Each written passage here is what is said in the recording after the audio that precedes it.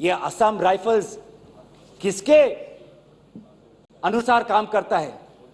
ये असम राइफल्स गृह विभाग के मंत्रालय से इनको निर्देश दिया जाता है। तो एक ऐसी व्यवस्था बन गई है मणिपुर में कि मणिपुर के पुलिस आज असम राइफल्स के जवान पर उंगली उठा रहे हैं, असम राइफल्स के जवान आज मणिपुर के पुलिस पर उंगली उठा रही है। ये बना है 21वीं सदी के भारत में। ऐसे हम समाधान कर रहे हैं पिछले 3 महीनों से।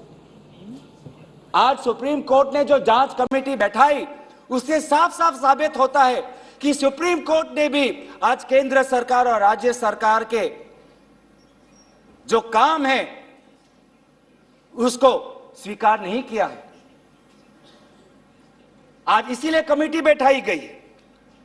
मैं पूछना चाहूंगा कि गृह मंत्री, आपने एक 51 मेंबर्स का कमेटी बैठाया, कितने बार वो कमेटी बैठी? आप 3 दिन थे, आप वहां पे गए, 51 आपने पीस कमेटी बैठाई, अच्छी बात है, लेकिन वो कमेटी आज तक असफल रही। गृह मंत्री ने कहा कि मैं 15 दिन बाद में आऊंगा, पर गृह मंत्री 15 दिन हो गए हैं पर मणिपुर में दिखाई नहीं दिए हैं। जब एक suspended insurgency group UKLF, United Kuki Liberation Front का चेयरमैन एसएस हाउ के लीगल बयान में, एफिडेविट में यह बात कहता है कि भाजपा ने 2017 और 2019 के निर्वाचन में एक उग्रपंथी संगठन का उन्होंने सहयोग लिया। एक लीगल एफिडेविट में यह बात लिखा है। यह है इनका राष्ट्रवाद, यह है इनका राष्ट्रवाद। जो राष्ट्रवाद देश की अखंडता को आज सत्य के दांव पे आज भूल चुका है। यह राष्ट्रवाद है कि जो आज देश की अखंडता के साथ खिलवाड़ कर रहा है। आज उत्तर पूर्वांचल में आपके बड़े बड़े जो भी बातें हैं सारे अभी तक नाकाम रहे हैं। एनआरसी की बात करते हैं, आज तक एनआरसी असम में लागू नहीं हुआ। सीएए की बात करते हैं, ऐसा एक माहौल वहां पे हुआ कि पूर्व जापान के प्रधानमंत्री असम नहीं जा पाए। नागा पीस फ्रेमवर्क 8 साल हो गए, अभी तक हमने नहीं देखा कि ये नागा पीस फ्रेमवर्क में हुआ क्या है। गृह मंत्री आज नागा विधायक से अलग से मिलते हैं, मणिपुर के से आए हुए कुकी विधायक से अलग से मिलते हैं। क्यों नहीं आप सबको एक साथ मिलकर बुलाएं और शांति की अपेक्षा करें? ये अलग अलग मीटिंग क्यों? ऐसे उत्तर पूर्वांचल की समस्या नहीं सुलझेगी कि अगर आप समाज, जाति, धर्म के आधार पर बंटवारा करें। आपको साथ में लेना पड़ेगा। पहली बार हम ये देख रहे हैं कि 2 उत्तर पूर्वांचल के राज्य असम और मिजोरम के पुलिस अफसर एक दूसरे पे गोली चला रहे। ये आपकी राष्ट्रीय सुरक्षा की नीति है। इसी बात का उजागर राहुल गांधी जी ने इस सदन में किया था जब उन्होंने आपको चेतावनी दी थी कि आप उत्तर पूर्वांचल के साथ खिलवाड़ कर रहे हो। उत्तर पूर्वांचल हमारे देश का हिस्सा है, इन्होंने कहा था। आज जो तीसरा कारण मैं आना चाहता हूं जिसके कारण प्रधानमंत्री मोदी जी मौन है। पहला, उनकी राज्य सरकार विफल थी। दूसरा, उनका गृह विभाग और राष्ट्रीय सुरक्षा सलाहकार विफल रहे। और तीसरा, प्रधानमंत्री मोदी जी के मौन रहने का कि वो अपनी भूल कबूल करना नहीं चाहते। अगर वो बोले तो कि उनकी चूक हुई है राज्य सरकार से, तो ये भूल वो कभी जनता के सामने कबूल नहीं करना चाहते, मौन रहना पसंद करते हैं। और ये पहली बार नहीं हुआ है, ये पहली बार नहीं हुआ है जब भारत के स्वर्ण पदक लाने वाले कुश्ती के महिला खिलाड़ी जब सड़क पे जब विरोध कर रहे थे तो प्रधानमंत्री मौन थे। जब 750 किसान आंदोलन पे उनकी जीवन गई, बलिदान दिया, शहीद हुए, तो प्रधानमंत्री मौन थे। जब 2020 में दिल्ली में रायट्स हुए, दंगे हुए, पर विदेश के एक सरकार के नेता आए थे, उस समय भी प्रधानमंत्री मौन थे। जब अडानी पर इसी सदन में राहुल गांधी जी ने प्रधानमंत्री मोदी जी से सवाल किया कि कितने बार अडानी जी एक विशेष कंपनी को प्रधानमंत्री के साथ जाने पर उनको सुविधा हुआ, तो प्रधानमंत्री मोदी जी मौन थे। जब हम बार बार पूछते हैं,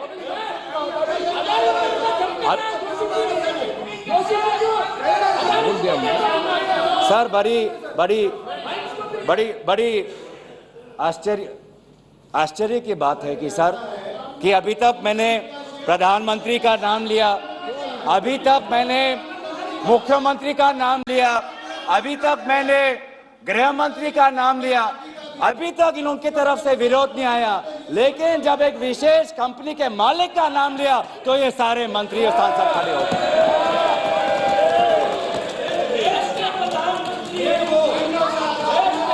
किसकी सरकार है सर? ये किसकी सरकार है?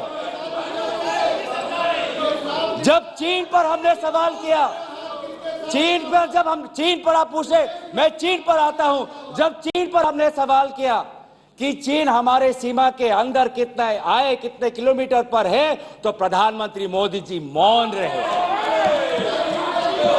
प्रधानमंत्री मोदी जी ने G20 के बाली समिट में प्रेसिडेंट शी जिनपिंग के साथ क्या बातचीत की, उनके विदेश मंत्रालय ने इसको छुपाने की कोशिश की, लेकिन जब चीन के विदेश मंत्रालय से बात आई तो भारत सरकार के विदेश मंत्रालय ने खुद कबूल किया कि हाँ, हमने ये बात छुपाई थी कि बहुत संवेदनशील बातें प्रधानमंत्री मोदी जी ने शी जिनपिंग के साथ बाली में किया। हम पूछना चाहते हैं कि क्या बातें की आपने, क्या समझौता हुआ, क्या बताएंगे? विदेश मंत्री ने कुछ दिन पहले हम सबके समक्ष एक स्टेटमेंट रखा, पर उस स्टेटमेंट पर भी बाली में प्रधानमंत्री मोदी जी और प्रेसिडेंट राष्ट्रपति शी जिनपिंग के बीच में क्या बात हुई, इन्होंने उजागर नहीं किया। आप चीन की बात करते हैं, तो प्रधानमंत्री मोदी जी जब जम्मू कश्मीर के पूर्व राज्यपाल ने कहा कि उन्होंने प्रधानमंत्री को फोन किया था, तो पूर्व ये राज्यपाल ने क्या कहा कि उनको चुप रहने का सलाह उनको मिला। प्रधानमंत्री मोदी जी मौन रहे। जब पूर्व एक राज्यपाल ने कहा कि हमने सुरक्षा मांगी थी हमारे पुलवामा के जवानों के लिए, लेकिन हमको कोई सुरक्षा नहीं मिली, जब ऐसा गंभीर बात एक पूर्व राज्यपाल, आपकी चुनी हुई राज्यपाल ने रखा, तो प्रधानमंत्री मोदी जी मौन रहे। जब कोविड में सेकेंड वेव में लोग के सांसों में, फाफड़ों में ऑक्सीजन नहीं था, तब प्रधानमंत्री पश्चिम बंगाल में वोट मांग रहे थे। जब मणिपुर में महिलाओं पर अत्याचार हो रहा था, तो प्रधानमंत्री जी कर्नाटक में वोट मांग रहे थे। ये कैसा राष्ट्रवाद है? ये कैसा राष्ट्रवाद है जो देश से ऊपर अपने सत्ता को ज्यादा महत्व देता है? इस देश के इतिहास में हमने दूसरे प्रधानमंत्री भी देखे हैं। हमने ऐसे भी प्रधानमंत्री देखे हैं जिन्होंने उत्तर पूर्वांचल और भारत की संवेदना को समझा। मैं उदाहरण देना चाहता हूं, जब असम में हमारा असम अकॉर्ड हुआ 1985 में, तो असम में हमारी कांग्रेस की सरकार थी, लेकिन शांति के पहल के लिए उस समय के पूर्व प्रधानमंत्री राजीव गांधी जी ने कहा कि कांग्रेस की सरकार बर्खास्त होनी चाहिए, हम एक निर्वाचन लाना चाहते हैं ताकि शांति आगे बढ़े। ये हमारा राष्ट्रवाद है कि दल से ऊपर हमारा देश, ये हमारा राष्ट्रवाद है। जब मीजो अकॉर्ड हुआ, सुन लीजिए, सुनने का धैर्य रखिए। जब मीजो अकॉर्ड हुआ 1986 में, तो मिजोरम में हमारी सरकार थी, लेकिन राजीव गांधी जी ने लालडेंगा जी के साथ समझौता करके मीजो अकॉर्ड उन्होंने स्थापना किया 1986 में, और वहां के पूर्व लालडेंगा जी मिजोरम के इंटरिम गवर्नमेंट के मुख्यमंत्री बने। और निर्वाचन ये है कि हमें सत्ता नहीं, हमें शांति चाहिए उत्तर पूर्वांचल में। अगर सत्ता खोनी पड़ी, दल का बलिदान देना पड़ा, तो उत्तर पूर्वांचल और देश की अखंडता के लिए हम वो बलिदान देने के लिए तैयार हैं। सोनिया जी को याद होगा, जब मीजो अकॉर्ड हुआ उसके अगले ही दिन राजीव गांधी जी और सोनिया जी मिजोरम गए थे, आइजवाल गए थे, और जगह जगह पर लोगों ने इन दोनों का स्वागत किया और उन्होंने कहा, स्वागत राजीव गांधी जी, वेलकम राजीव गांधी जी, आप शांति के प्रतीक हो। ऐसा पहल प्रधानमंत्री मोदी जी मणिपुर में क्यों नहीं करते? हम उनका समर्थन करेंगे, हम उनका समर्थन करेंगे। इस सदन में जब 2012 में असम में कोकराझार में जब हिंसा हुआ, तो इस सदन में, लोकसभा में, राज्यसभा में प्रधानमंत्री, हमारे पहले प्रधानमंत्री डॉक्टर मनमोहन सिंह जी ने इस सदन में उन्होंने बात रखी। जब कोकराझार में जब हिंसा हुआ, तो उसके 7 दिन बाद प्रधानमंत्री मनमोहन सिंह जी वहां पर गए और उन्होंने कहा, क्या कहा? उन्होंने कहा असम में जाकर, we are one people, we are one nation, we must live together as such, we must restore peace and calm throughout the area. ऐसी बातें प्रधानमंत्री मोदी जी क्यों नहीं कर? चलिए मेरे दल का नहीं, चलिए मेरे दल का नहीं, मैं आपके दल का उदाहरण देता हूं। जब 2002 में गुजरात में जब दंगे हुए, तो उस समय के प्रधानमंत्री वाजपेयी जी गुजरात गए थे, शाह आलम के वो रेफ्यूजी कैंप में गए थे। तो सीधा सीधा सर, मैं प्रधानमंत्री जी से 3 में हमारी याचना है, 3 हमारे याचना है। याचना 1 कि वो सदन में आकर अपनी बात रखे, लोकसभा में आए और राज्यसभा में भी जाएं, लोकसभा में भी आए और राज्यसभा में भी जाए। हमारी याचना दूसरा कि वो मणिपुर जाए और पूरे पार्टी को लेके जाए। ये बात हमने सदन के प्रारंभ होने से भी पहले कहा था कि अगर प्रधानमंत्री पूरा मणिपुर को में एक ऑल पार्टी डेलीगेशन लेके जाएंगे तो हम सब उसमें शामिल होंगे। और हमारा तीसरा ये याचना है कि मणिपुर के विभिन्न समाज सेवक संगठनों को बुलाकर एक मीटिंग करिए, शांति का एक पहल रखिए। लेकिन प्रधानमंत्री क्या कर रहे हैं? प्रधानमंत्री आज इंडिया अलायंस को बदनाम करने में तुले हैं, देश के नाम को आज बदनाम करने में तुले हैं। अफसोस की बात है, अफसोस की बात है, जब आप पॉपुलर फ्रंट ऑफ इंडिया की बात करते हैं, इंडिया मुजाहिदीन की बात करते हैं, ईस्ट इंडिया कंपनी की बात करते हैं, तो हम इंडियन इंस्टीट्यूट ऑफ टेक्नोलॉजी की बात करते हैं, हम इंडियन स्पेस रिसर्च ऑर्गेनाइजेशन की बात करते हैं, हम इंडियन पुलिस फोर्स की बात करते हैं, हम इंडियन एयरफोर्स की बात करते हैं।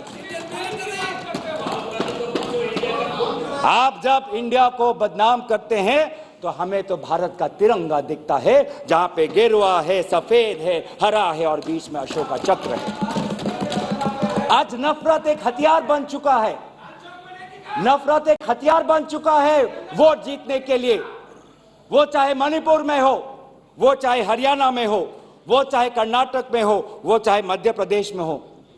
आप जितना भी नफरत फैलाएं, आप जितना भी नफरत फैलाएं, हमने राहुल जी के नेतृत्व में भारत जोड़ो यात्रा किया है। आपके नफरत के बाजार में हम जगह जगह पे मोहब्बत का दुकान खोलेंगे। हम संविधान की सुरक्षा करेंगे। Our constitution that talks about equality, liberty, justice, fraternity, हम इस संविधान के आदर्शों की हम सुरक्षा करेंगे।